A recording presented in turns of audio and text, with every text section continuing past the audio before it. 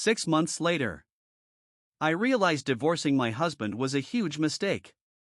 This is going to be a long one, but I think it is important for everyone to hear, and if I could pass along any advice about getting divorced, it would be not to go through with it unless there is something serious like real abuse or danger to you or your kids, because if it is just regular problems, it is not worth it.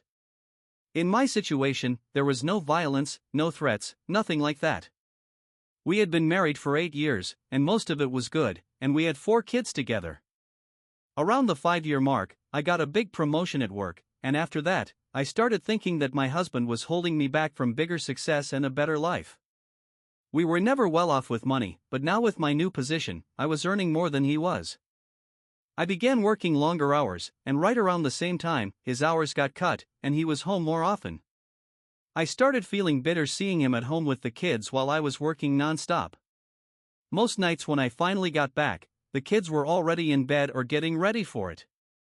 After a few months, I convinced myself that things at home were falling apart because I was not there to manage them. Some evenings, the dishes would not be done, or the kids had not eaten right, or something else small that would just set me off, even if it really was nothing major. He kept telling me he would do better, but that being home alone every day was rough, and hearing that only made me angrier. Over the next 2 years, it just kept snowballing. My schedule stayed packed, and with how our lives were set up, there was no easy way for him to work full-time either, even though we needed the extra income.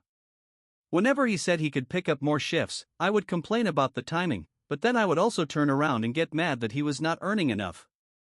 If he pointed out that contradiction, I would snap at him to figure it out. I started saying that to him about everything, not just work, because I knew it bothered him, and part of me wanted it to. I let the resentment build up until I really pulled away from him emotionally. I knew it hurt him, but honestly, at that point, I just did not care. I told myself if he really loved me, he would do whatever it took to make me happy. That is the same excuse I used when I started getting close to a guy at work. It started innocent enough, just small talk, but soon we were texting after hours, then sending pictures, and finally sneaking around trying to be alone together. I knew it was wrong, but it made me feel alive again, and my husband had not made me feel anything like that in a long time. I was tired of being miserable, and in my head, I was doing it for myself.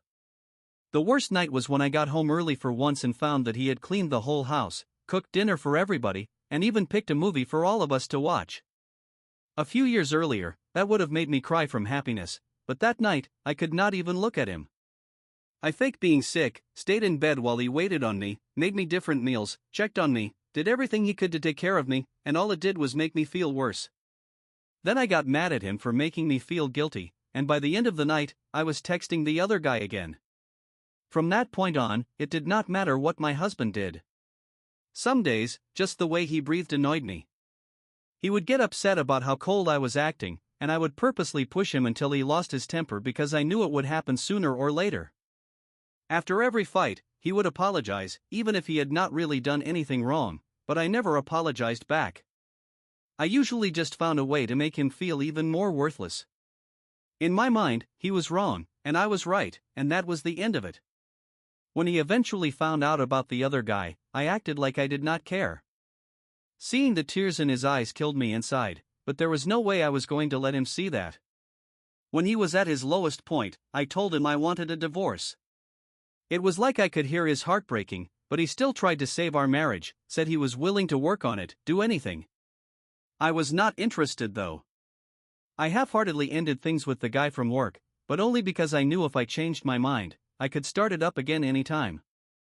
I saw my husband trying harder, and once in a while, I would give him a little encouragement, but most of the time I just kept finding reasons to treat him badly. There was really nothing he could have done to fix it unless he magically found some dream job where I would not have to work at all. He said he was applying for better jobs, but applying and getting hired are two different things. Around that time, I found this online group, and a few others like it, where I started posting about my side of things, and the amount of support I got was unbelievable. Every comment told me I was doing the right thing, that I deserved better, that he was the problem. The more I posted, the more I believed it. It was not just my own thoughts anymore, I had the whole internet backing me up. I started talking down to him, sometimes not even acknowledging him at all. I felt so justified that I contacted a lawyer, and within a few weeks, I had the divorce papers ready. I kept using the online groups for reassurance and motivation, and before I knew it, the divorce was finalized. The whole process went pretty smoothly, probably because my husband did not ask for anything except for me to please reconsider and try to fix our marriage. But by then, I was too far gone to care.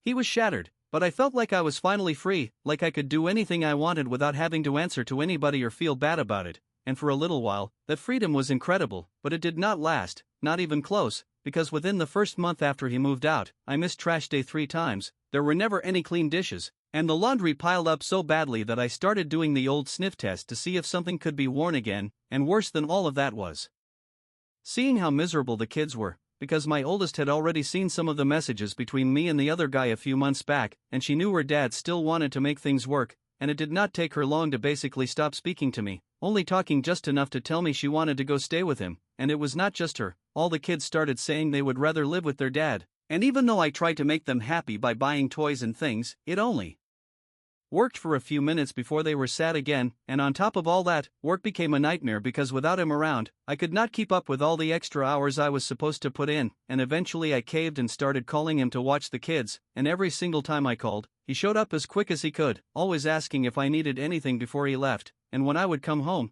the house would be clean, the laundry would be done, and sometimes there would even be dinner waiting for me, and he never said much, he just quietly told me to call if I needed help and then left. And I remember one night he even dragged the garbage to the curb because I had forgotten again, and every time he left, he looked so heartbroken that it physically hurt to watch, and after a couple of months, my friends pushed me to try dating again, so I went out for dinner and a movie with some guy, and during dinner, this crushing wave of guilt came over me so strong that I could not even make it to the movie, and about a week later, after crying more than I think I ever have, I found myself on a therapist's couch pouring my heart out, starting with the promotion at work and how everything spiraled from there. And she did not agree with the things I had been told online or the encouragement I got to get divorced, and I started going to therapy 2 or 3 times a week trying to explain myself, but the more I talked, the clearer it became how wrong I had been, and it broke me down completely. I do not think I had ever cried that much in my entire life, and after dropping about $2,000 on therapy bills, I realized that yeah, my ex had his flaws, but mine were so much worse,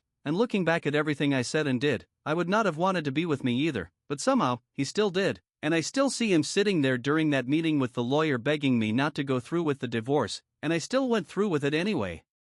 And even bragged online afterward about how free and amazing it felt, and now I can see just how wrong I was. And a few weeks ago when he was leaving after watching the kids, I followed him outside and asked if he would ever consider giving us another shot, and he looked at me with tears in his eyes, real tears sliding down his cheeks, and he said he was not sure if he could, because the pain I caused had been too much for too long, and that even if he forgave me, he would never be able to trust me again, and he said he had always believed deep down that one day I would realize how much he loved me and stop before it got too late, but that when I signed those papers and let out that big fake sigh of relief, it crushed him in a way he could never describe, and I cannot even blame him, because looking back now, he was a good husband, better than I deserved, and I took away his family and tore apart his world, and me, the one who wanted the divorce so badly chasing some dream of freedom and happiness, now spend all my time either sitting alone in a quiet house or sitting in a therapist's office trying to fix myself. So please, if you are reading this and thinking about divorce, do not just listen to random people online, take a long hard look at yourself first and see if you can change, because this advice goes for both men and women. Getting divorced is not some kind of fresh start or fun new life. Being divorced is miserable, and knowing that you destroyed someone who loved you and made your kids miserable is a kind of pain that you never fully get away from, and I would not wish it on anybody.